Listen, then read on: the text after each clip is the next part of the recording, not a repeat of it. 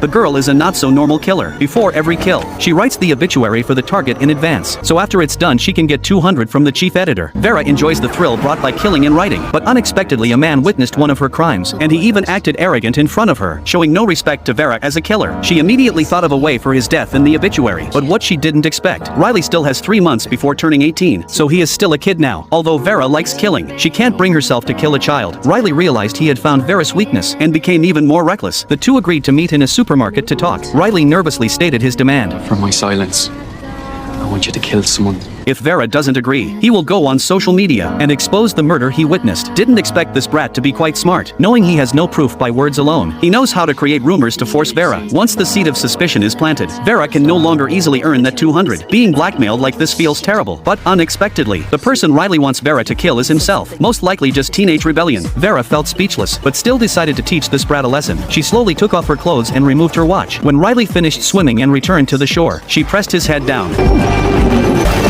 Riley struggled violently in the water. Clearly someone who keeps saying he wants to die doesn't really want to die that much. While no one had noticed anything yet, Vera ultimately did not break her rule. The two calmed down and talked. Riley finally told his story. It turned out he met a girl online, but after meeting in real life he found out it was a man. Using the intimate photos Riley sent during chats, the other party blackmailed him. If Riley didn't agree, the photos would be sent to his mother. Luckily that bad guy had repeated a grade and was already 18, so killing him wouldn't break the rule. And Vera also knew that person. He was her best friend's younger brother Aussie. Between hurting her best friend and earning 200, Vera had no choice but to choose sorry to her friend. Before taking action she even met her friend to talk. At that time her friend had just taken a dog walking job. Just one piece of pork belly could cover half a day. Fortunately, the relationship between her friend and her brother wasn't that good, so his death probably wouldn't make her too sad. Vera immediately started writing the obituary. She has to kill and also earn the money. During her talk with Riley, Vera learned that he went to learn swimming, just to avoid Aussie who couldn't swim. Then drowning would be the best revenge for Aussie. She immediately pulled Riley into the murder plan. After being blackmailed again by Aussie, Riley followed instructions and lured him to a deserted lakeside, and brought a bottle of strong liquor filled with sleeping pills. Aussie loved drinking. He would never refuse such good alcohol, but since Riley is still a student, he had no money to deal with this blackmail. Vera had to take out 150 with tears. This time the murder would only earn 50. The plan went smoothly. After drinking the alcohol, Aussie quickly collapsed unconscious. Vera had already drilled a hole in the boat by the lake. As long as they moved Aussie onto it and gave it a push, Aussie who couldn't swim would be doomed. The police would only think he fell into the water drunk. But after the boat drifted away, Vera suddenly remembered.